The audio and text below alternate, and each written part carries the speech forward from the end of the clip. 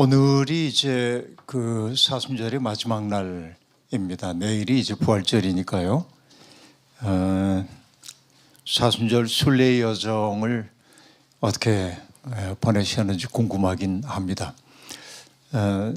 저는 이제 은퇴를 하고 나니까는 그 교회력 전례에 딱 매여서 살지 않게 돼가지고 사순절이 어떻게 지나갔는지 잘 알 수가 없습니다.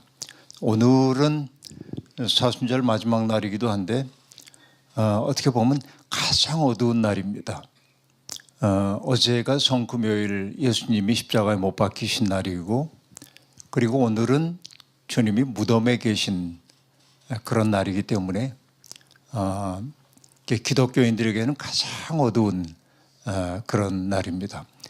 대개 교회는 부활절을 준비하기 위해서 토요일을 아주 떠들썩하게 준비하곤 하지만, 그러나 교회의 전통으로 보면 오늘은 가장 고요해야 하는 그런 때입니다.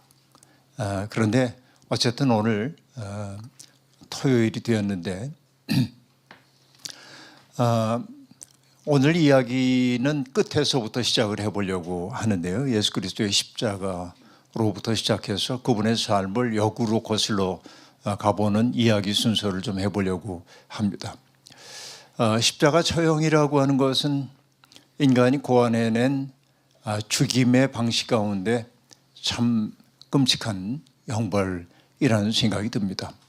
과거에는 우리가 기요틴 같은 프랑스에서 만들어냈던 처형 도구가 가장 잔인한 거라는 생각이 들었었습니다. 그 칼날이 위에서부터 떨어져 가지고 댕공 목을 자르는 이것이 정말 얼마나 잔인한 형벌인가 하는 생각을 했지만, 사실은 기요틴은 어떻게 보면 자비로운 처형일 수도 있습니다.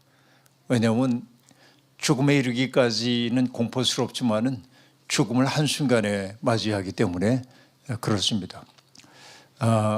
처형 방식들은 모두가 다 잔혹하긴 하지만 이 십자가 처형만큼 잔인한 것이 또 있을까 싶기도 합니다. 우선 십자가에 못 박힌 사람들은 몇 가지 고통과 싸워야 했습니다.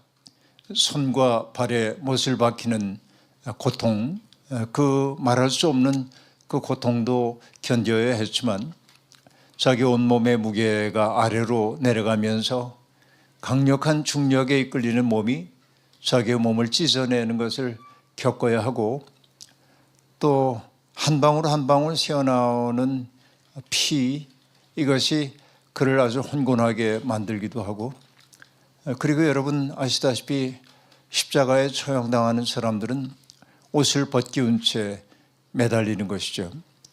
옷이라고 하는 것은 한 인간을 인간답게 해주는 것이기도 합니다. 타자와 나 사이의 일종의 품격 같은 거라고도 얘기할 수 있겠는데, 옷을 벗기운 채 매달린다고 하는 것은 수치스러운 존재로 거기에 매달려 있음을 뜻하기도 합니다. 그러니까 예수 그리스도께서 그런 십자가 처형을 당했다는 사실이 우리에게 참혹하기 이를 데 없습니다. 여러분이 그 십자가 아래에 서 있다고 한번 상상을 한번 해보십시오. 많은 사람들이 로마가 정치범들을 처형하게 위에 만들어냈던 십자가 처형을 당연한 현실로 받아들이는지 모르겠습니다만은, 내가 그 자리에 있다고 한다면 나는 뭘 느꼈을까 생각해 봅니다. 인간이 얼마나 잔인한 존재인가. 우리가 조르주 루오라고 하는 프랑스 출신의 그 화가가 미제레레라고 하는 판화 연작을 낸 적이 있는데, 거기에서 그 사람을 목매달아 죽이는 그것을 형상화해 놓고 거기에 뭐라고 썼냐면 호모 호미니 루푸스, 라틴어로 이제 그렇게 씁니다. 그 말의 의미는 뭐냐면 인간은 인간에게 늑대다라고 한 뜻입니다. 한 인간이 다른 인간을 처형한다고 하는 것, 한 사람의 생명을 임의로 박탈한다고 하는 것, 이것처럼 참혹한 일이 어디에 있을까 하는 생각을 해보는데 그 처형의 방식조차 그렇게 잔혹하다고 하는 거, 이게 고통스럽습니다. 여러분, 일본의 그 문학가 엔도 시아크라고 하는 분이 침묵이라고 하는 소설을 썼는데 영화화되기도 해가지고 우리가 사일런스라고 하는 제목의 영화로 개봉된 적이 있습니다. 17세기에 그 일본에 16세기, 17세기가 되겠습니다만은 일본에 왔던 선교사들이 어떻게 박해를 받았는지에 대한 이야기를 그리고 있습니다. 도요토미 히데요시 그 시대에 일본은 기독교를 굉장히 박해하기 시작하고 막부 시대가 열리면서 기독교에 대한 금령이 내리면서 수없이 많은 일본의 기독교인들이 처형을 당하기도 합니다. 소설은 이렇게 시작이 되죠. 포르투갈 출신의 두 사제가 수도자들이 자기의 스승인 페레이라라고 하는 스승이 일본에 선교를 하다가 관원들에게 붙들려서 예수를 부인하고 예수를 부정하고 생명을 부지했다는 그 소문이 들려옵니다. 근데 그 두 제자는 그 사실을 도저히 믿을 수가 없습니다. 왜냐하면 그렇게 경건했던 스승이 주님을 부인한다고 하는 것은 있을 수 없는 일로 여겨졌기 때문입니다. 그 둘은 그 사실을 자기 눈으로 확인하기 전에는 믿을 수 없다고 하면서 마카오를 거쳐서 위험이 도사리고 있는 일본으로 들어옵니다. 그리고 스승의 흔적들을 찾아가기 시작하죠. 대개 그것이 어디냐면 실화의 바탕을 둔 이야기이기도 합니다만은 이게 나가사키 지역인데 거기에 많은 일본인들 가운데 복음을 영접한 사람들이 있습니다. 그 두 신부는 그들과 만나서 복음을 전하고 그들을 격려하고 그럽니다. 그러다가 일본 관원들에 의해서 많은 사람들이 붙들려가지고 고문을 당하는 그 참혹한 현실을 눈으로 목격하기에 이릅니다. 붙잡힌 신자들은 어떤 이들은 여러분 일본의 나가사키 근처 가까운 곳에 가면은 지옥의 온천이라고 하는 데가 있는데 그 굉장히 뜨거운 물이 솟아나오는 데인데 거의 100도에 육박하는 곳인데 거기에 사람들을 데려가서 옷을 다 벗긴 다음에 머리 위에서부터 그 끓는 물을 붓는 이런 일도 벌어지고 또 어떤 때는 바닷가에 십자가를 세워두고 사람들을 조수 간만의 차이가 많이 나는 거기에 십자가에 묶어 두면은 처음에는 발밑에서 물이 찰랑찰랑하지만은 밀물이 들어와가지고 점점 차오르면은 죽음의 공포 속에서 거의 죽어가고 그러나 그냥 물이 덮여가지고 죽으면 좋을 텐데 그러지도 않고 요만큼 차다 더 빠지고 며칠 그러다 보면은 다 말라서 죽게 되는 그런 참혹한 형벌도 주어지기도 하고 또 어떤 사람들은 거꾸로 매달아 가지고서는 요 귀 뒤에 바늘 같은 것으로 이렇게 상처를 내 가지고 피가 한 방울 한 방울 떨어져 내리도록 해서 죽이는 형벌도 있고 일본은 참 참혹하게 사람들을 그렇게 처형하곤 했습니다. 그러다가 여러분 그 두 신부 가운데 하나는 붙들렸고 그 앞에 놓여진 것은 뭐냐면은 이런 그림입니다.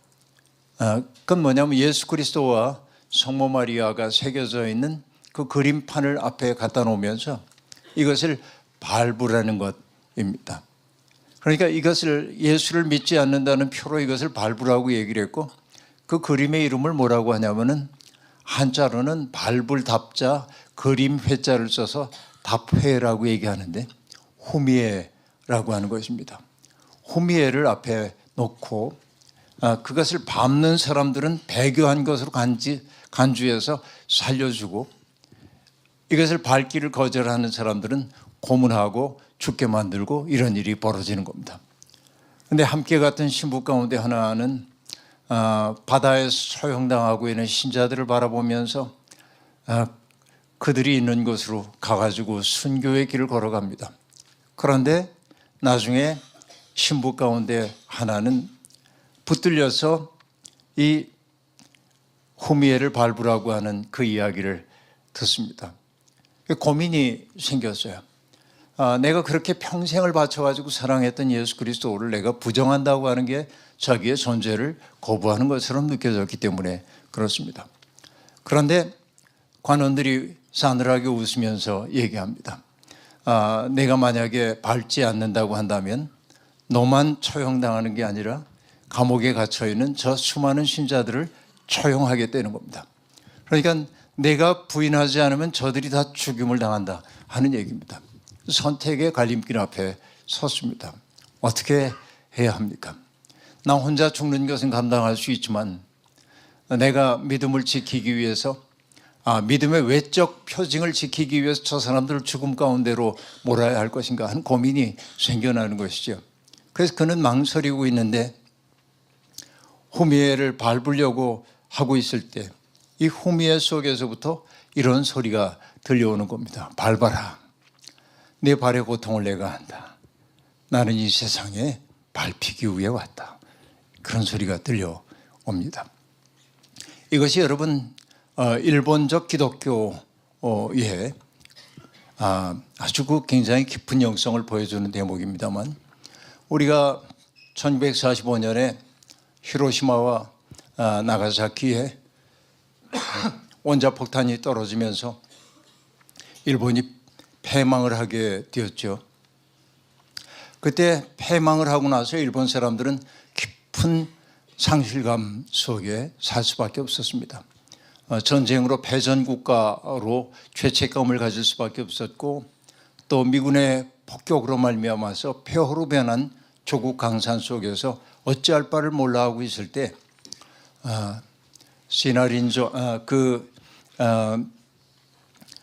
어느 신학자가 신학책을 하나 쓰게 됐는데 그 신학책의 이름이 뭐냐? 가조 기다모리라고 하는 신학자인데 그 책의 이름이 뭐냐면 The Pain of God Theology, 하나님의 아픔의 신학이라고 하는 책을 씁니다.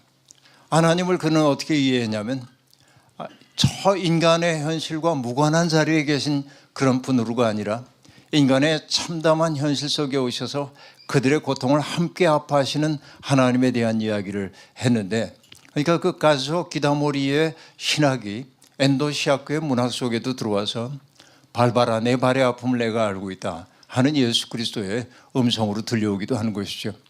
여러분 이런 이야기들을 가만히 생각하면서 내가 지금 십자가 아래에 있다고 한번 생각을 해보십시오. 인간이 인간에 대해서 얼마나 잔혹할 수 있는지를 보여주는 것이죠. 십자가 사건에서 가장 끔찍한 것 가운데 하나는 처형당하는 예수님도 예수님이지만 내게는 더 끔찍하게 느껴지는 것은 십자가 아래에서 십자가에 달린 사람들을 조롱하는 사람들입니다. 그 고통당하는 수치를 당하고 조롱을 당하고 고통 속에 있는 사람들에 대한 인간적인 연민을 느끼기보다는 자기가 저 자리에 있지 않다고 하는 것 때문에 자신이 마치 강자가 된 것처럼 조롱하는 무리들이 있는 것이죠. 그런데 여러분 예수님은 그 조롱하는 무리들을 바라보면서 분노를 표현하지 않았습니다. 그들을 저주하지도 않았습니다. 십자가에서 하셨던 7마디 말씀 가운데 주님이 하신 말씀은 뭡니까? 아버지, 저들의 죄를 용서하여 주십시오. 자기들이 하는 일을 알지 못함입니다 라고 이야기를 하고 있습니다. 여러분 이 얘기가 굉장히 중요한 의미를 하나 갖는다는 생각이 드는데, 그들이 십자가에 달린 분을 조롱했던 까닭이 뭐냐면 무지하기 때문에 그렇다. 자기들이 하는 일이 무엇인지를 알지 못한다. 여러분 안타깝게도 오늘날도 똑같은 현실들이 벌어지고 있습니다. 요한복음에도 나오고 로마서에도 나옵니다마는 예수님이 제자들에게 이런 말씀하시는 대목이 나옵니다. 이제 남겨질 제자들에게 주님이 하신 말씀 가운데 하나죠. 저 사람들이 너희를 감옥에 가두고 또 너희들을 회당에서 쫓아내고 너희들을 죽음으로 내몰 텐데 그들이 뭐라고 생각하냐면 바로 그것이 하나님을 위하는 일이라고 생각할 것이다. 그러니까 여러분, 종교적인 열심이라고 하는 것이 다 좋은 게 아니라 무지한 종교적 열심이라고 하는 것이 얼마나 폭력과 결합되기 쉬운지를 여실히 보여주는 대목인데, 그러니까 로마서에서도 바울 사도가 얘기합니다. 종교적인 열심이 다 좋은 게 아니라고 얘기합니다. 지식이 없는 열심이 얼마나 위험한가 하는 걸 보여주고 있습니다. 오늘 우리 한국의 기독교 현실이 바로 이 무지한 열정에 사로잡힌 이들이 너무 많다 하는 생각을 갖게 되는데요. 그런데 여러분, 이렇게 한 존재가 처절한 고통을 당하며 죽어가고 있을 때 그 죽음에 대해서 함께 아파하고 인간에 대한 생각을 다시 하는 이들이 있으면 좋을 텐데, 십자가 아래에 있는 사람들이 너나 할 것 없이 예수님을 조롱했다는 이 사실을 보면서 김달진이라고 하는 시인이, 여러분이 김달진이라고 하는 시인은 원래는 스님이었는데 환속한 분입니다. 그리고 시를 썼는데 그분이 썼던 그 에세이 가운데 산거일기라고 하는 에세이집이 있는데 그 책을 읽어나가다가 깜짝 놀랄 만한 구절과 만나게 되었습니다. 그는 뭐라고 얘기하냐면 이렇게 얘기합니다. 십자가에서의 예수의 죽음, 그때처럼 인간의 잔혹함이 드러난 때가 없었다. 자, 그 잔혹함은 두 가지입니다. 한 인간을 그 고통의 극한으로 몰아가서 파괴시키려는 열정 때문에 잔혹한 거죠. 그러나 그보다 더 잔혹한 것은 고통당하는 사람을 조롱하는 그 무리들인 것이죠. 그런데 김달진은 그 다음에 뭐라고 얘기하냐면, 그러나 십자가에서처럼 인간의 숭고함, 정신의 숭고함이 드러난 적이 없다는 거예요. 어떤 얘기입니까? 십자가에 처형당하는 분이 아버지 저들의 죄를 용서하여 주십시오. 자기들이 하는 일을 알지 못합니다. 폭력을 폭력으로 응대하지 않고 오히려 자기를 조롱하는 무리까지도 사랑으로 품어 안으려고 했던 이 예수 그리스도가 인간 정신의 가장 숭고함을 보여주고 있다고 얘기하고 있습니다. 이것이 여러분 승려였던 사람의 말이기 때문에 더욱 강렬하게 다가옵니다. 근데 여러분, 가만히 십자가에 달리신 그분을 생각해 보면 기가 막히죠. 박두진 시인이 갈보리의 노래라고 하는 노래에서 십자가에 달리신 예수님을 생각하면서 이렇게 노래하고 있습니다. 마지막 내려덮는 바위 같은 어둠을 어떻게 당신은 버틸 수가 있었는가? 뜸을 같은 치욕을, 불붙는 분노를, 에어내는 피해를, 물새 같은 고독을 어떻게 당신은 견딜 수가 있었는가? 꽝꽝 처음 못을 받고 창끝으로 겨누고 채찍질에 때리고 입 맞추어 배반하고 메어달아 죽이려는 어떻게 그 원수를 사랑할 수 있었는가? 여러분, 이 시, 제가 아주 그 시의 일부만 읽었습니다만 이 시에서 반복되고 있는 어떻게라고 하는 그 부사는 그 극한의 상황 속에서도 무너지지 않았던 정신의 뿌리가 무엇인지를 묻고 있습니다. 그런데 시인은 굳이 그 어떻게를 규명하려고 하지 않습니다. 어떻게 당신은 버틸 수 있었는가? 어떻게 당신은 견딜 수 있었는가? 어떻게 그 원수들을 사랑할 수 있었는가? 바로 이 수사 의문문은 우리를 예수 그리스도의 마음 앞으로 데려갑니다. 경외심의 세계 속으로 데려갑니다. 예수, 바로 이분이 우리의 구원자이시죠. 그러니까 여러분, 십자가로부터 시작되는 이야기를 한다고 그랬는데, 여러분 생각해 보면 예수님은 겟세마네 동산에 이를 무렵에 여러분 이런 생각할 수 있지 않았을까요? 아버지 할만하시거든 이 잔을 내게서 물려주십시오. 근데 하나님이 침묵하십니다. 그때 여러분, 하나님은 내게 너무 무정한 분이야. 그래서 나는 여기까지. 그리고 돌아서서 갈릴리로 돌아갔다고 한다면 주님은 생명을 부지할 수 있었을 겁니다. 많은 갈릴리의 사람들이 예수님에게 환호했고 예수님이 있는 곳마다 잔치가 벌어졌는데 그 자리로 돌아갔더라면 예수님은 조금 더 평탄한 인생을 사실 수도 있었을 겁니다. 그러나 굳이 그 십자가를 향해 가셨던 그 까닭, 응답 없는 하나님의 그 침묵 앞에서도 예수님은 그것을 침묵을 하나님의 응답으로 받아들이고 잠들어 있던 제자들에게 이제는 일어나 가자 하고 십자가를 향해 두벅두벅 걸어가셨습니다.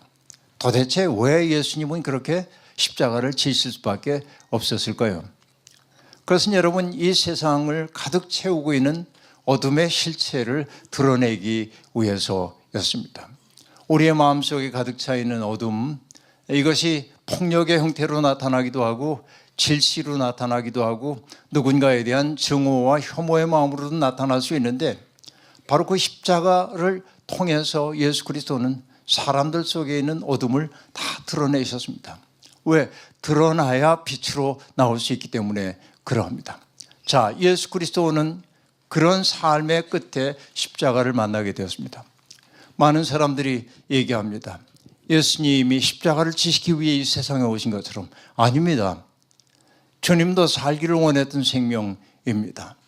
그러나 예수 그리스도는 당신의 인간들을 향한 그 말할 수 없는 그 사랑의 결과로서 십자가를 지실 수밖에 없었던 것이죠. 이게 예수 그리스도의 십자가라고 얘기할 수 있겠습니다. 자, 그러면 여러분, 예수님은 어떤 의미에서 새로운 세상을 열게 되셨을까요? 어제 수요일 날 제가 말씀드렸습니다. 구약이라고 하는 성성, 제1성서라고 하는 것이 혁명의 책이라고 얘기했습니다.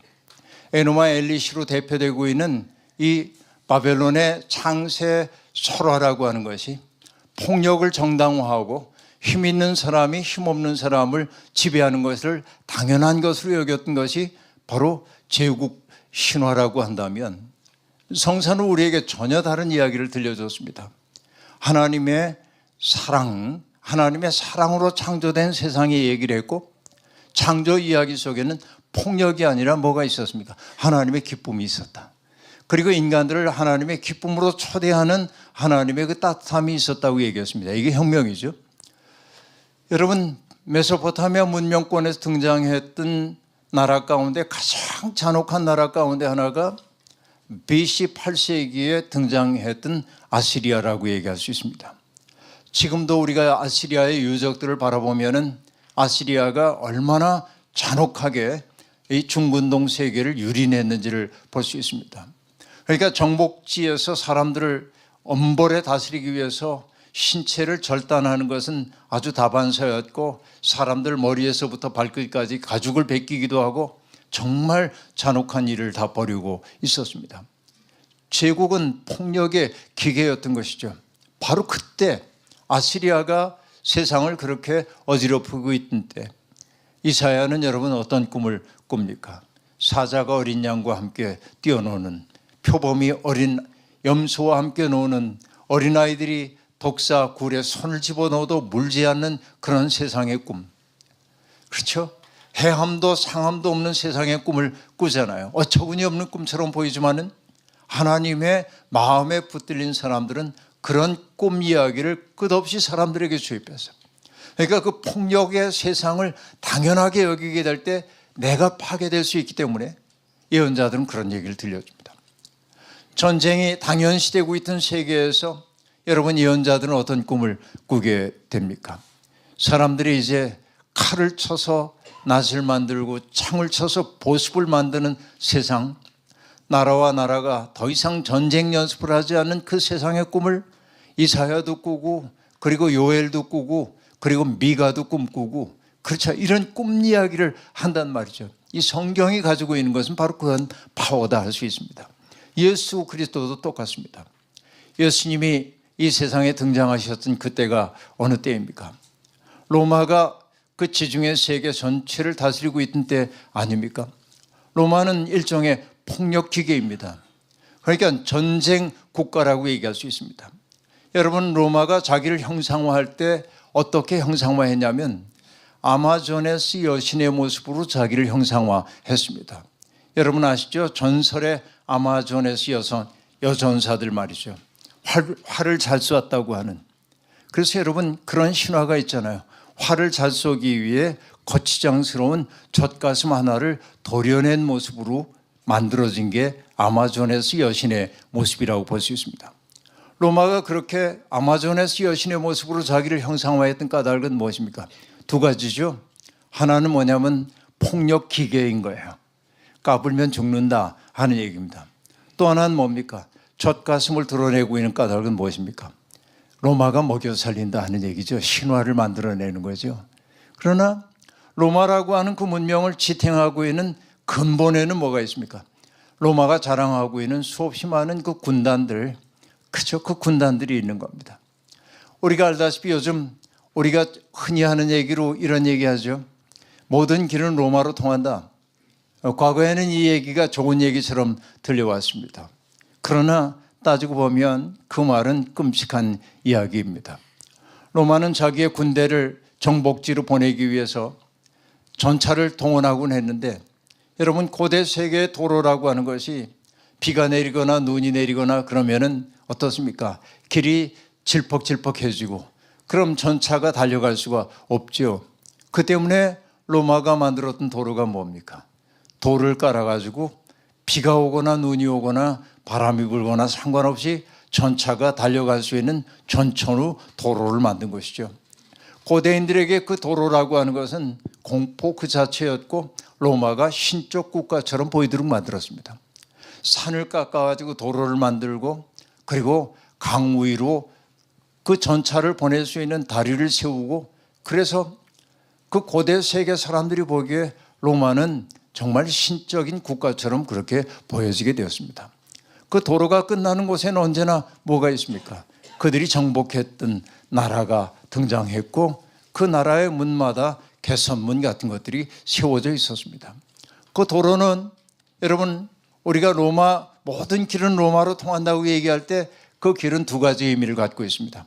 하나는 로마가 전차를 보내가지고 정복하기 위해 가는 길이고 폭력의 길이고, 또 하나는 뭡니까? 정복지에서 거두어들인 것들을 착취한 것들을 로마로 가져오는 착취의 도로이기도 했던 것이죠. 그러니까 여러분 모든 것이 로마로 통한다고 하는 이 얘기는 그런 끔찍한 말들을 담고 있는 겁니다. 우리는 그래서 여러분 그 로마의 초대 황제 때로부터 스와 철학자였던 마르쿠스 아우렐리우스라든지 이런 황제의 시대를 칠현제의 시대라고 얘기하기도 하는데, 이때를 뭐라고 하냐면 로마의 평화시대, 팍스 로마나 이렇게 얘기를 하고 있는데, 그 로마의 평화라고 하는 것은 얼마나 끔찍한 평화인지 모릅니다. 그러니까 로마에게 복속하는 이들에게는 마치 자치권을 주는 것처럼 했지만은 조금이라도 고개를 쳐들기만 하면은 로마는 군대를 보내가지고선 아주 잔인하게 유린하고 했습니다. 예수님이 태어나시기 직전에 예수님의 고향인 나사렛, 갈릴리 나사렛에서 가까운 곳에 세포리스라고 하는 곳이 있었는데, 세포리스에서 독립운동이 벌어지게 됩니다. 그때 로마는 군대를 보내가지고 세포리스를 유린했습니다. 그런데 얼마나 참혹하게 유린을 했냐면 그 독립운동에 가담했던 사람들, 또 가담했다고 의심되는 사람들을 십자가에 처형했는데, 세포리스 길가에 십자가가 2,000개가 세워졌고 2,000명이 학살을 당한 겁니다. 그러니까 여러분 2,000명, 이 숫자가 적은 숫자가 아닙니다. 어마어마한 이야기이죠. 갈릴리라고 하는 그 크지 않은 도시에서 2,000명이 죽었다고 하는 얘기는 어떤 의미입니까? 한치만 건너면 나하고 아는 사람들이 참담하게 죽임을 당했다는 것이고, 그 기억이 그들에게 생생하게 남아 있었던 것이죠. 바로 이게 예수님 시대의 어둠이라고 얘기할 수 있습니다. 그러니까 사람들은 그 폭력 기계 앞에서 우리가 할 수 있는 일은 너무나 작다고 하는 절망감 속에 빠져 있었고, 그리고 은근히 그런 그 로마의 논리를 자기의 삶의 내면화에 살고 있었던 것이죠. 그런데 여러분 예수님은 전혀 다른 삶의 방식을 가지고 사람들에게 다가오셨습니다. 광야에서 시험을 받으시고 처음으로 공생애를 시작하실 때 주님은 사람들 앞에 나서서 이렇게 외치셨습니다. 때가 찼다. 하나님 나라가 가까이 왔다. 회개하여라. 복음을 믿어라. 네 마디의 얘기입니다. 때가 찼다. 하나님 나라가 가까이 왔다. 회개하여라. 복음을 믿어라. 네 마디입니다. 때가 찼다. 이 때라고 하는 것은 무엇입니까? 하나님이 정해놓으신 그 때가 찼다는 겁니다. 그리고 하나님 나라가 가까이 왔다고 얘기합니다. The kingdom of God is near. 그렇죠? 어떤 번역에는 The kingdom of God is at hand 하고 얘기합니다. 하나님의 나라가 손에 잡힐 듯 가까이 왔다라고 얘기합니다. 흔히 우리는 하나님 나라 하면은 어딘가에 있는 레드메이드 어떤 공간을 생각하는 경향이 있습니다. 그러나 주님은 뭐라고 얘기하냐면 하나님 나라가 우리에게 다가왔다고 얘기하고 있습니다. 그 하나님 나라는 우리에게 다가오고 있습니다. 바로 우리 눈앞에 왔다고 얘기합니다. 중요한 것은 무엇입니까? 그 하나님 나라에 누가 들어갈 수 있느냐 하는 문제입니다. 근데 들어가는 사람을 어떤 사람입니까? 회개하여라. 복음을 믿어라. 회개하는 자가 들어갈 수 있다고 얘기하고 있습니다. 회개는 여러분 아시다시피 메타노이아입니다. 메타노이아는 뭐예요? 내 삶의 방식을 바꾸는 것을 뜻합니다. 그렇죠? 이게 회개입니다. 세례자 요한이 회개의 세례를 선포했습니다. 그때 여러분 요한에게 사람들이 찾아와서 묻습니다. 그 두려운 선포 앞에서 하나님의 심판이 임박했다고 하는 요한의 이야기를 들으면서 사람들이 와서 묻습니다. 우린 무엇을 해야 할까요? 그때 세리들에게 요한은 뭐라고 얘기합니까? 정한 세 이상은 받지 말아라 하고 말합니다. 정한 세만 받아라. 군인들도 묻습니다. 우리는 어떻게 해야 합니까? 사람들을 강압하고 강제하고 그래서 그들을 수단으로 삼지 말아라 하고 얘기합니다. 그리고 다른 사람들에게 얘기합니다. 옷 두 벌 있는 사람은 옷 없는 사람에게 나누어 줘야 한다라고 얘기합니다. 이것이 그가 얘기하고 있는 참된 회개의 모습입니다. 그렇죠? 그런데 여러분 예수 그리스도도 똑같이 회개하여라 라고 얘기하고 있습니다. 그런데 예수의 회개는 조금 더 근원적입니다. 우리가 윤리적인 삶으로 나가라는 얘기, 남에게 패기치지 말라는 얘기가 아니고 예수의 삶은 조금 더 나가는 것이 예수가 얘기하고 있는 회개라고 얘기할 수 있겠는데 이게 하나님 나라의 삶의 방식이라고 얘기할 수 있겠는데 여러분 그 얘기를 하기 위해 이 대목으로 한번 가볼까요? 예수님이 세례자 요한에게 세례를 받고 물 위로 올라오셨을 때 하늘에서 소리가 들려옵니다. 하늘이 열리고 하늘에서 소리가 들려와요. 너는 내 사랑하는 아들이다. 내가 너를 기뻐하노라 하는 소리가 들려옵니다. 여러분 이것은 예수 그리스도가 누구인지를 우리에게 여실하게 보여줘요. 근데 여러분 어떻습니까? 그 대목 읽으면서 우리는 성경에 밑줄을 긋습니다. 너는 내 사랑하는 아들이다. 거기에 우리는 내 이름을 도입할 수도 있죠. 예수를 통해서 우리는 하나님의 친백성이 되었기 때문에 거기에 자기 이름 넣을 수 있어요. 기서가 너는 내 사랑하는 아들이다. 그럼 여러분 아멘. 내가 그 목사 안수를 받고 꼭 40년을 목사로 살았고 목사 되기 전에도 목회를 하고 뭐 그러긴 했습니다만은 여러분 내가 그 40몇 년 동안 43년 동안을 목회자로 살아왔는데 올해까지 하면 이제 44년 45년이 되어갑니다만 내 삶을 가만히 돌이켜 생각해 보면은 하나님의 은혜가 나를 붙들고 여기까지 왔다 하는 생각을 늘 하는데 여러분 어느 목사님이 쓰셨던 책이 있는데 그 책 제목이 이렇습니다. 돌아보니 발자국마다 은총이었네 하는 책입니다. 여러분 하나님의 은혜는 언제나 반성을 통해서 깨달아져요. 그런데 인간의 버릇이기도 합니다. 나의 가장 소중한 사람이 내 곁에 있을 때는 그 사람이 소중한지 잘 모릅니다. 그 사람이 떠난 이후에야 그가 얼마나 소중한 사람인지를 경험하게 됩니다. 인간은 부재를 통해 그의 존재를 확연하게 느끼곤 합니다. 그래서 옛말에도 우리들이 부모님 소중한지 모르다가 떠나고 난 뒤에야 그분들이 얼마나 소중한지 뒤늦게 깨닫곤 하는데 인간의 버릇이기도 하죠. 어느 날 여러분, 모세가 금송아지 사건 이후에 하나님이 그 백성과 동행하지 않겠다고 역정을 내시자 그 앞에 엎드려서 반드시 우리와 동행해 주셔야 한다고 하도 때를 쓰니까 하나님이 그래 내가 함께 갈게. 근데 모세는 그게 믿op지 않았던 모양이에요. 하나님 정말 저하고 함께 가신다고 한다면 그 징표로 당신의 모습을 내게 보여주십시오. 그러자 하나님이 그에게 말합니다. 나를 보는 사람은 죽는데 그런데도 부득부득 보고 싶다고 얘기하니까 하나님이 당신의 모습을 보여주기로 작성하십니다. 어떻게 하죠? 모세를 바위 위에 세우셨다가 그리고 하나님이 지나가시면서 그를 바위 갈라진 틈 사이에 집어넣고 그의 눈을 가리시고 지나가십니다.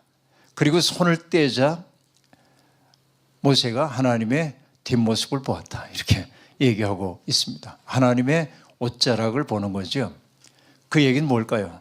하나님의 뒤통수를 봤다는 얘기일까요? 그것을 저는 이렇게 해석합니다. 언제나 돌이켜 생각해 볼 때 하나님의 현존을 느끼는 게 인간이에요. 하나님이 내 앞에 오셔서 내 삶에 개입하시고 내 삶을 도울 때는 하나님이 멀리 계신 것처럼 느껴져요. 근데 나중에 지나온 날을 돌이켜 생각해 보면 하나님이 내가 곤고하던 그 순간에 나와 함께 계셨다는 사실을 뒤늦게 깨닫곤 한다 하는 얘기지. 오늘까지 여러분 살아오면서 인생에 많은 어려움들을 겪기도 했을 텐데 그 어려움을 어떻게 헤치고 나오셨습니까? 여러분이 한 것처럼 보이죠? 그래요. 여러분이 한 것도 있습니다. 그러나 여러분, 하나님이 여러분에게 그렇게 할 수 있는 능력 주시지 않았다면 그럴 수 없었을 겁니다. 신학교 시절에 신학교 1학년 들어갔는데 우리 교수님이 이런 질문을 하셨어요. 칠판에다 이렇게 썼습니다. 하나님 플러스 인간 이퀄 하나님의 일, 그렇게 써놓고 하나님이 일하시는데 하나님이 기여하는 게 몇 %고 인간이 기여하는 게 몇 %인가, 이렇게 질문을 하셨습니다. 학생들이 얘기했어요. 50대 50, 어떤 이들은 70대 30, 뭐 이렇게 얘기합니다. 저마다 퍼센테이지가 달랐습니다. 믿음의 정도에 따라서. 교수님의 답은 이러했습니다. 하나님 100, 인간 100, 하나님의 일이에요. 그러니까 하나님도 당신이 하실 수 있는 일을 최선을 다하시는 거고 인간도 자신의 할 수 있는 최선을 다할 때 하나님의 일은 이루어지도록 되어 있는데 바로 그런 이야기인 것이죠. 내가 한 것처럼 보이지만은 아니에요. 어떤 순간 하나님이 나와 함께 하셨음을 뒤늦게 알게 되는 거예요. 이게 이제 하나님의 뒷모습이란 말이란 말이죠. 그러니까 이것을 우리들이 자꾸만 경험을 하게 될 때 비로소 뭘 알 수 있냐면 지금은 암담해도 내 눈에 보이지 않아도 하나님의 보이지 않은 손이 나를 보호하고 있단 말이죠. 이걸 알 수 있는 거죠. 바로 이게 시편의 세계입니다. 암담해 내 삶이. 그래서 시편 시인들이 탄식합니다. 하나님 언제까지 이런 고통을 내가 겪어야 합니까? 어찌하여 내가 이 고통 겪어야 합니까? 저 원수들이 나를 너무나 겁박하고 나는 의지가 없는 신세가 되어버리고 말았습니다. 그래서 너무 괴로워요. 그러다가 문득 뭐가 떠오릅니까? 지난날 하나님이 내게 베푸신 은혜를 기억해내는 거예요. 기억하자 하나님은 지금도 나와 함께 하신다는 사실을 알게 돼. 그게 평안해져요. 이런 겁니다. 기억이라고 하는 것은 과거에 대한 기억이기도 하지만 나에게로 육박해 오시는 하나님에 대한 기억이 우리를 살게 만들기도 하는 것이죠. 그러니까 여러분 어쨌든 예수님이 넌 내 사랑한 아들이다 하고 얘기를 했는데 이 얘기하다 글로 갔는데요. 내가 생각해 보니까 하나님의 일을 할 만한 자격이 내게 없어. 왜냐하면 내가 이렇게 괜히 여러분 앞에 서 있지만은 내가 살아온 모습이나 내 마음속에 떠오르는 풍경이 화면 속에 드러난다고 한다면 난 부끄러워서 어쩔 줄 모를 겁니다. 그런데 주님은 그럼에도 불구하고 그래 네 마음의 아픔을 내가 안다. 그래 넘어지고 하는 게 너지. 그러면서도 우리를 당신의 백성으로 삼아주셨어요. 이게 가없는 사랑이에요. 근데 그 다음에 나오는 얘기가 뭡니까? 너는 내 사랑하는 아들이다. 내가 너를 기뻐하노라 라고 얘기합니다. 이 말이 우리에게 큰 도전이 되고 있습니다. 내가 너를 기뻐하노라 라고 말합니다. 하나님께 여쭤보지 않을 수가 없습니다. 하나님, 저 때문에 기쁘십니까? 내가 사는 모습, 내가 마음 쓰는 그 모습 보고 하나님 정말 기뻐하시나요? 하나님이 이렇게 말씀하실 것만 같아. 난 널 사랑해. 근데 난 너 때문에 고민이 많아. 예? 여러분, 이게 우리 솔직한 얘기 아닐까요?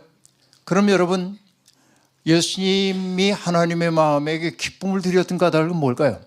그걸 이제 우리가 생각을 해봐야 하는 것이죠. 저는 다른 거 없습니다.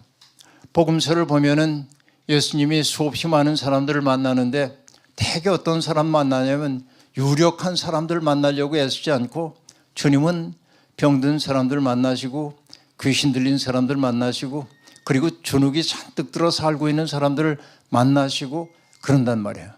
그때마다 그들을 바라보는 예수님의 마음이 어떠했는지를 성경이 얘기해 주고 있는데 병든 사람, 귀신 들린 사람 볼 때마다 예수님이 그를 불쌍히 여기셨다.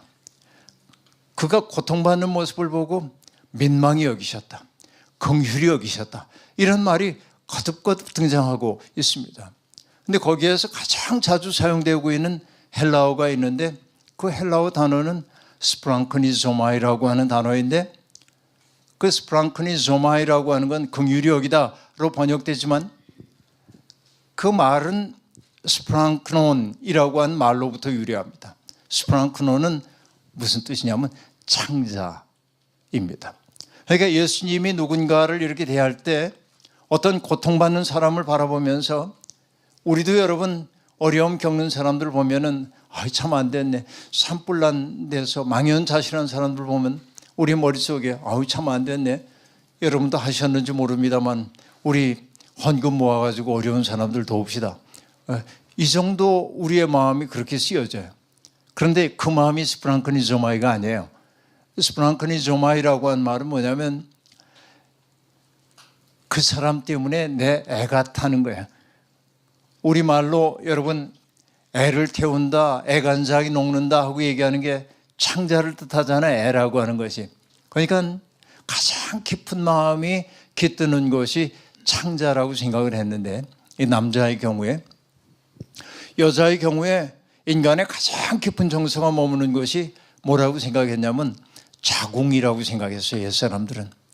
그래서 여러분 그 솔로몬의 재판 이야기를 우리가 압니다마는 두 창기가 비슷한 시기에 아이를 낳다가 하나가 부주의해서 깔아 죽이고 바꿔치기 하고 그래서 이 두 여인이 솔로몬 왕에게 와서 재판을 해달라고 얘기할 때 솔로몬이 자초지종을 다 들은 다음에 뭐라고 얘기합니까? 칼을 가져와서 저 살아있는 아이를 반으로 갈라서 공정하게 주라고 얘기합니다. 그러자 그 가짜 엄마가 뭐라고 얘기합니까? 그게 좋은 판단이라고, 그게 공정하겠다고 얘기합니다. 그런데 여러분 진짜 엄마는 뭐라고 얘기합니까? 성경이 이렇게 얘기해서 그 여인의 마음이 불붙는 것 같아서 말하기를 저 여인에게 아이를 주라는 거예요. 그런데 여러분 그 히브리어를 번역하자고 한다면 이렇게 번역할 수 있어요. 그 여인의 자궁이 꿈틀하여 말하기를. 이거예요. 그러니까 자기 속에 잉태된 그 생명을 그 여인들은 그 아이를 위해 모든 걸 희생하잖아요. 그러면서 그 아이를 태중에 기르고 그리고 산고를 겪으면서 생명을 출산하잖아요. 그렇게 연결됐던 그 아이를 사랑하는 그 마음 바로 긍휼이에요. 그게 자궁을 뜻하는 단어와 긍휼을 뜻하는 단어가 레쿰, 라쿰 연결이 되는 단어예요. 그러니까 자궁으로부터 출발된 마음이에요. 그러니까 예수 그리스도가 고통받는 타자들을 바라볼 때 어떻게 바라봤냐, 머리로 안 됐네라고 느끼지 않고 그냥 가슴으로 참 안 됐다 이 정도가 아니라 뭡니까? 고륙지친이 겪고 있는 고통처럼 바라봐요. 그러니까 내 사랑하는 사람이 어려움을 겪을 때 내가 어떻게 가만히 있을 수가 있습니까? 여러분, 사랑은 무능해지는 게 아니잖아요. 사랑은 무능하면 안 됩니다. 옛날에 우리 젊었을 때 불렀던 노래 가운데 이런 거짓말이 있는데요.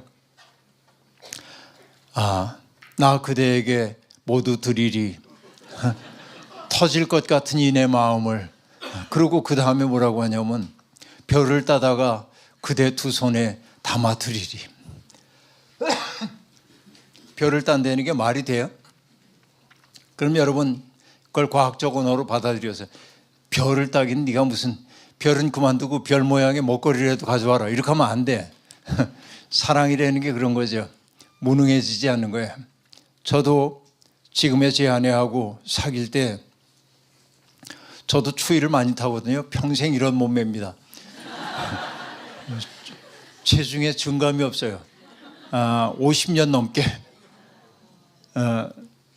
그러니까 추위를 좀 타는데 겨울에 이 사람이 뭐 멋 좀 부린다고 좀 제대로 안 입고 나오면 덜덜덜덜 떨어. 그럼 어떻게 해요? 내가 걷어 벗어줘야지 뭐. 그럼 꼭 묻죠. 안 추워? 안 추울 리가 있나? 근데 난 뭐라고 얘기합니까? 아이 뭐 춥긴 뭐 입혀서요. 왜? 사랑은 무능하면 안 되기 때문에. 그렇잖아요. 그게 사랑이에요. 그러니까 예수 그리스도는 뭘 했냐면 사람들을 다 그렇게 여겼어요. 그 예수 그리스도의 비결이 뭐냐면 요한복음에 이렇게 얘기합니다. 당신의 소명을 얘기할 때 아버지께서 내게 이끌어 주신 사람 가운데 하나도 잃어버리지 아니하고 마지막 날에 영생을 얻게 하는 게 당신의 일이라고 얘기했어요. 그러니까 예수님은 내 앞에 있는 타자들을 누구라고 여겼냐면 아버지께서 내게 이끌어 주신 사람으로 여겼단 말이지. 이겁니다. 그러니까 여러분 그의 고통까지도 내 것으로 받아 하는 거예요. 그러니까 예수 그리스도가 아까 우리 찬양도 얘기했습니다마는 우리의 죄를 대속하기 위해 십자가를 지셨다고 찬양했어요. 사람들은 그것을 교리적 언어로 얘기할 때가 아주 많이 있습니다. 그러나 여러분 그게 교리적인 언어만으로 하면은 납득이 되지 않을 때가 있어요.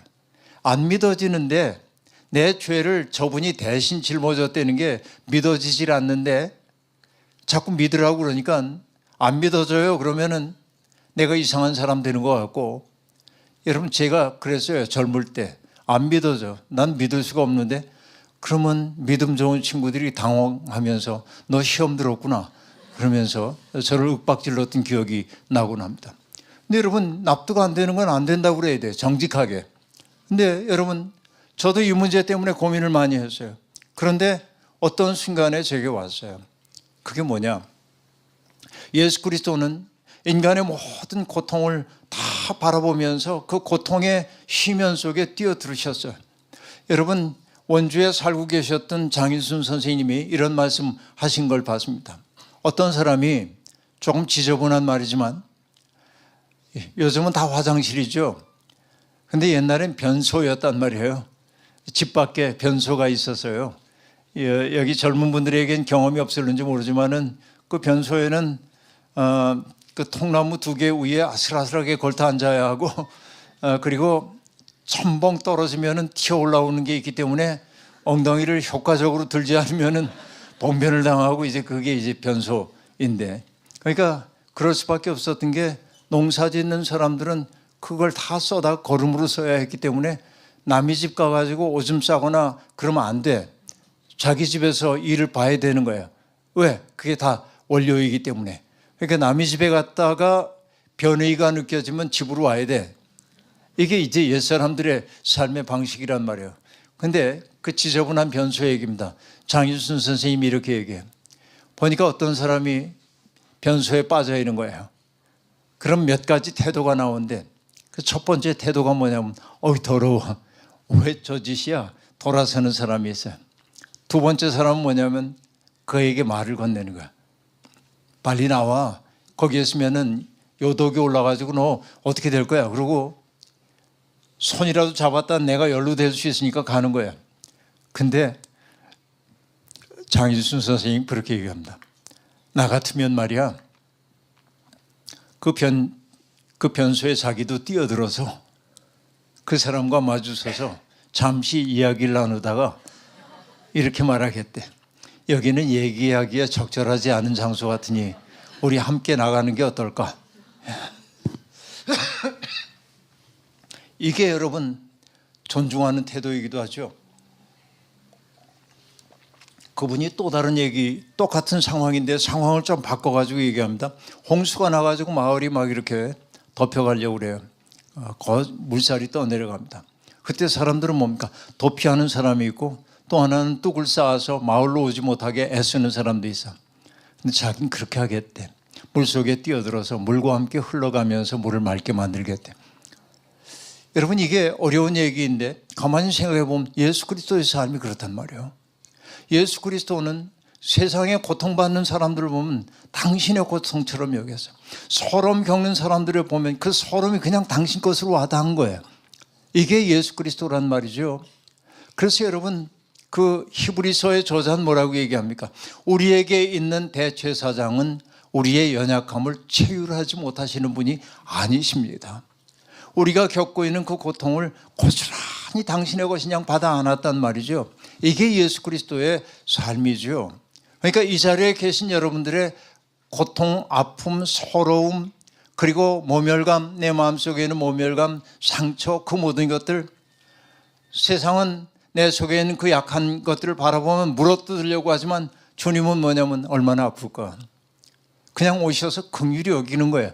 예수와 만난 사람들은 바로 그 눈빛과 만났던 거예요. 그 사랑과 만났던 거예요.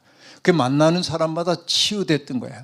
그러니까 여러분 예수가 하나님의 아들이라고 하는 것은 예수님의 주민등록에 그렇게 적혀있기 때문이 아니에요. 예수님을 통해서 사람들은 누구나 다 하나님을 경험했기 때문에 이분은 하늘이 내신 분이야. 이게 교리적 언어만이 아니라 실존적 경험이 만들어냈다라는 말이죠. 그러니까 고통받는 사람들을 바라볼 때마다 그 고통을 온전히 당신의 것으로 받아 안는, 여러분 내가 부정한 사람과 접촉하면 나도 부정해지는 겁니다. 그래서 유대교는 뭐라고 얘기합니까? 그들과 접촉하지 말고 피하여야 합니다. 이게 정결한 삶입니다. 근데 예수는 어떻게 했습니까? 그의 몸에 기어코 손을 대잖아요. 나인성 과부의 아들이 죽어가지고서는 애곡하며 나오고 있는 그 여인을 바라보면서 예수는 어떻게 합니까? 멈춰 세워가지고 관에 손을 얹잖아요. 죽음과 접촉합니다. 젊은이야, 내가 말하노니 일어나라. 그래서 그가 일어나요. 예수 그리스도는 그래서 그 사랑으로 세상에 있는 모든 아픔들을 당신의 것으로 받아 안는 거예요. 이것이 예수를 그리스도가 되게 한 거다 말이죠. 이게 하나님의 마음을 기쁘게 했다. 여러분 귀신 들린 사람 만나는 이야기를 보더라도 똑같은 상황을 우리가 알 수 있습니다. 여러분 귀신 들린 사람을 성경이 뭐라고 얘기합니까? 사나워서 그 앞에 갈 수가 없대. 왜? 귀신 들리면 힘이 세거든요. 그리고 그 귀신 들린 사람은 어떻게 합니까? 스스로 물에 자기를 던지기도 하고 불에 던지기도 하고 그런단 말이죠. 그러니까 그 얘기는 뭐예요? 자기를 파괴하는 거예요. 자기 파괴의 본능이 있는 거예요. 그리고 자기 앞에 있는 타자들도 파괴하려는 게 귀신 들림이에요. 이게 더러운 귀신이에요. 그럼 여러분 어떻게 해야 합니까? 사람들은 피하여 가는 게 당연합니다. 그런데 예수님은 어떻게 했어요? 그와 직면합니다. 그리고 귀신의 이름을 부르고 그리고 그 사람을 온전하게 만들어 줍니다. 그 뭐 때문에 그래요? 그도 하나님의 형상대로 지금 하는 사람이기 때문에 그럽니다. 여러분 여기 이제 이 컵이 이렇게 있습니다만 유감스럽게도 이 컵은 집어 던져도 깨지지 않는 나무로 스테인리스로 되어 있습니다. 근데 이게 유리컵이라고 해보십시다. 내가 부주의하게 바닥에 떨어뜨리면 깨지겠죠. 잘못하면 유리가. 그래서 내가 깨진 유리를 이렇게 주우려고 하면 앞에 앉아있는 자매가 내게 얘기할 겁니다. 목사님 조심하세요. 왜? 깨진 것은 날카롭기 때문에 그렇습니다. 오세영 선생의 그릇이라고 하는 시도 보면 모든 깨진 것은 날카롭다고 얘기하고 있는데, 그러니까 여러분 우리가 어떤 사람이 화를 잘 내고 남들에게 좀 가혹하게 하는 사람들을 보면 유난히 의로운 사람이 아니라 자기 속에 상처가 많은 사람들이에요. 이거 우리 경험으로 다 알고 있는 바입니다. 근데 여러분, 이 깨진 것들은 위험해요. 자기를 찌르기도 하고 남을 찌르기도 합니다. 그러니까 사람들은 깨진 사람들과 안 만나려고 합니다. 근데 예수님은 어떻게 해요? 그들의 조각난 마음을 이렇게 모아요. 사랑으로. 그래서 스테인드 글라스처럼 그 조각난 마음들을 모아가지고서는 아름다운 꿈을 꾸게 만든단 말이죠. 여러분, 제가 그 미국령 괌에 간 적이 있는데 그 괌에 가면은 산호초가 발달해가지고선 아주 해수욕하기가 좋잖아요. 한참 걸어나가도 깊지 않고 그럽니다. 그런데 산호초가 끝나는 곳은 바다가 굉장히 깊어진다고 합니다. 근데 거기에서 목회하던 목사님이 들려주신 얘기가 떠오르는데요. 어느 날 한국에서 오신 목사님이 산호초 끝나는 지점을 가보고 싶다고 용기를 호기롭게 내니까 위험하다고 가면 안 된다고 그러는데, 여러분, 한국 목사님들은 믿음이 있잖아요. 할 수 있다 하시니는 나의 능력 주 하나님. 그러고 산호초 끝나는 지점을 향해 가다가 뭘 잘못 밟았는지 뭐 물결이 쳤는지 모르지만 넘어졌어요. 그런데 넘어진 것이 하필이면 성게밭이었던 겁니다. 온몸에 성게가시를 찔렸어요. 하나만 찔려도 견디기 어려운 아픔이라고 하는데 온몸에 성게가시가 찔려서 죽을 것 같은 고통으로 부축을 받아가지고 병원에 갔는데 의사가 핀셋 가지고 하나하나 뽑으려고 그러는데 안 뽑혀. 살갗 바깥에 있는 것만 똑똑 부러지고 나중에 아니까 성게가시가 낚시바늘 미늘처럼 돼 있어서 안 들어가면 안 나와. 그러니까 견딜 수가 없어 하고 있는데 그 현지인이 그 딱한 사정을 보고 이렇게 얘기하더랍니다. 빨리 집으로 가셔서 욕조에 물 받아놓고 따뜻한 물 받아놓고 식초를 2병 타서 앉아 있으라고.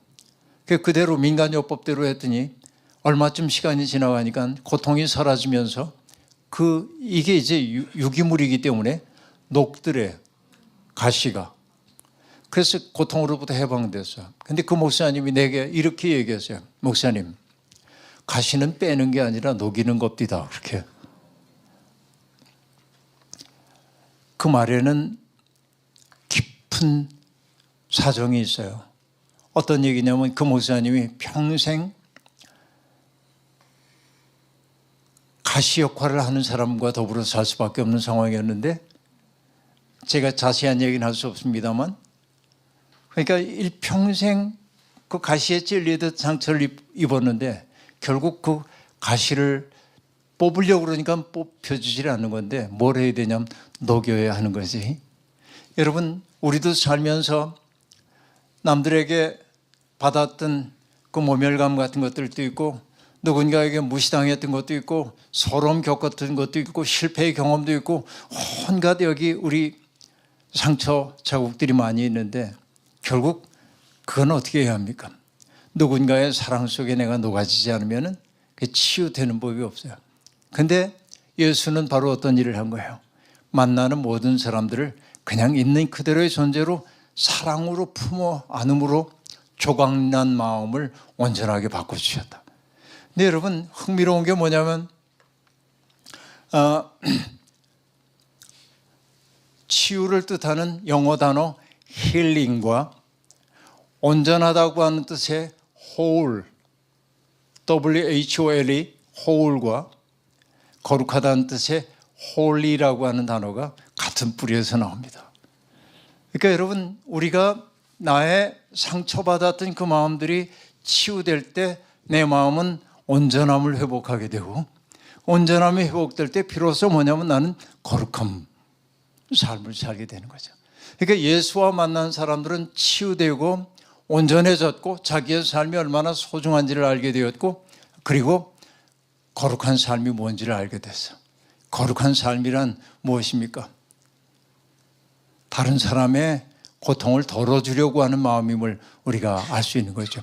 그 사랑과 접촉했던 사람들이 하는 고백이 뭐냐면은 이분이야말로 하나님의 아들이었구나 하는 거예요. 여러분, 시간이 많이 갔는데요. 마지막에 여러분 이 얘기만 하고 마치겠습니다. 사복음서 가운데 가장 먼저 기록된 복음서는 마가복음입니다. 마가복음 1장 1절은 어떻게 되어 있습니까? 하나님의 아들 예수 그리스도의 복음의 시작이라 이렇게 되어 있습니다. 즉시 나오는군요. 하나님의 아들 예수 그리스도의 복음의 시작은 이러하다 하고 얘기합니다. 근데 여러분 이 마가복음 1장 1절은 많은 사람들이 읽으면서 그냥 도입하는 문장으로 이해하는 경우가 아주 많이 있습니다. 그러나 이 마가복음 1장 1절은 혁명입니다. 왜 혁명이냐면 여러분께 질문. 이 사람은 누구일까요? 사람들은 그를 하나님의 아들이라고 부릅니다. 평화의 왕이라고 부릅니다. 구원자라고 부릅니다. 주님이라고 부릅니다. 이 사람은 누구일까요? 아니 그 당연한 걸 왜 물으세요? 그런 표정인데요. 예수님이죠. 맞습니다. 그러나 그 동일한 호칭을 맨 먼저 받은 사람은 예수님이 아닙니다. 누구냐면 옥타비아누스라고 하는 사람입니다. 이 옥타비아누스라고 하는 사람은 어떤 사람이냐면 여러분도 알만한 사람인 줄리어스 시저라는 사람이 있죠. 셰익스피어 희곡으로 많이 알려져 있습니다만 이 줄리어스 시저가 3인으로 되어 있는 그 통치자 가운데 하나였는데 워낙 뛰어난 사람이다 보니까 거의 황제처럼 권력을 장악하게 되죠. 그러자 공화주의자들이 이러다가는 우리 공화제가 무너지겠다 해가지고서는 합심해서 줄리어스 시저를 시해합니다. 거기에 가담했던 유명한 사람이 블루투스이죠. 그래서 셰익스피어 희곡에서 나오는 유명한 대사 우리 다 잘 압니다. 브루투스 노마저도 그 얘기죠.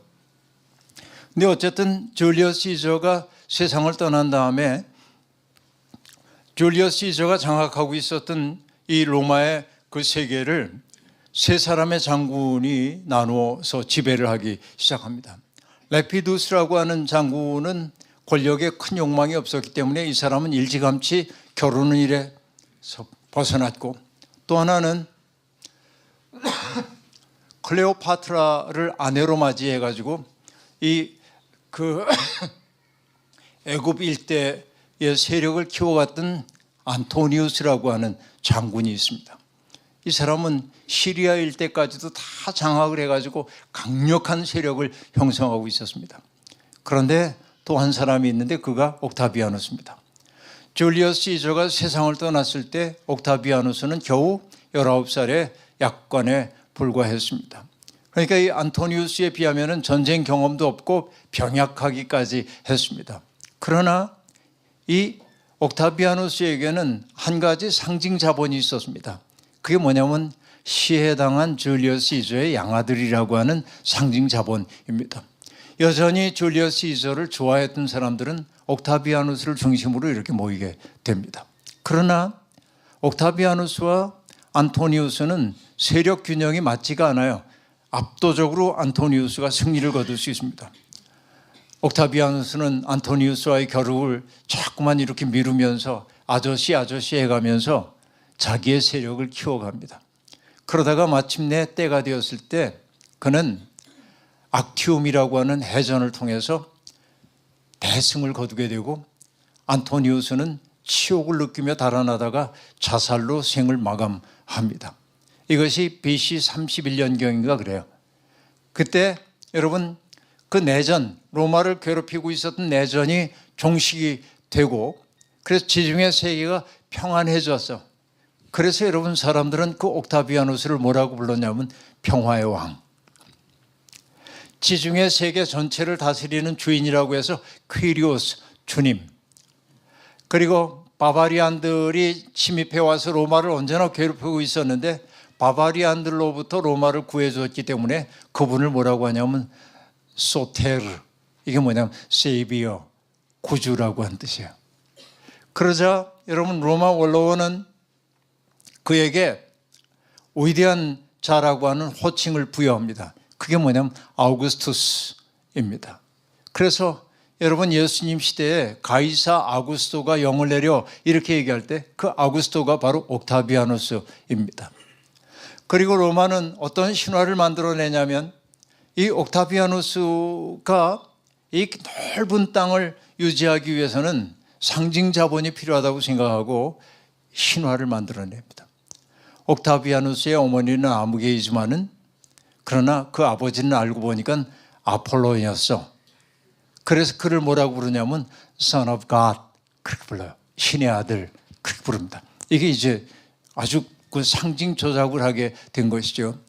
1세기의 로마 시인인 베질리우스는 금방 제가 얘기했던 그 얘기를 옥타비아누스 얘기를 다 써요. 이렇게 그가 어떤 혁혁한 공을 거두었는지 다 쓰고 금방 제가 얘기했던 걸 다 얘기한 다음에 끝에 이렇게 쓰고 있습니다. 그래서 옥타비아누스가 태어난 몇 년 몇 월 며칠을 복음의 시작이라 한다. 유앙겔리온의 시작이라고 얘기를 해요. 그러니까 여러분 마가복음 1장 1절이 하나님의 아들 우리 주 예수 그리스도의 복음의 시작은 이러하니라 라고 얘기했어요. 이거는 여러분 바로 베르질리우스의 그 문구를 가져온 거예요.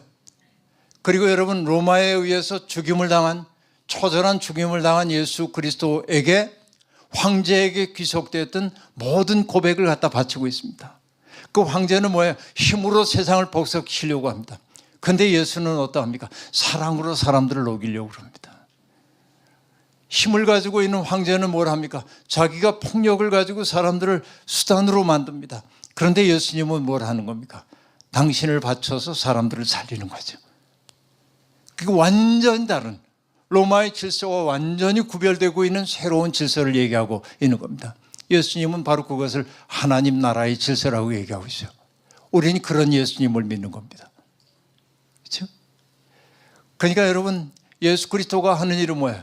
타자의 고통과 슬픔까지도 당신 것으로 받아 안아가지고 그것을 정화해내고 그래서 그 사람 속에 있는 가장 아름다운 가능성을 곧 피우게 만드는 게 예수란 말이죠.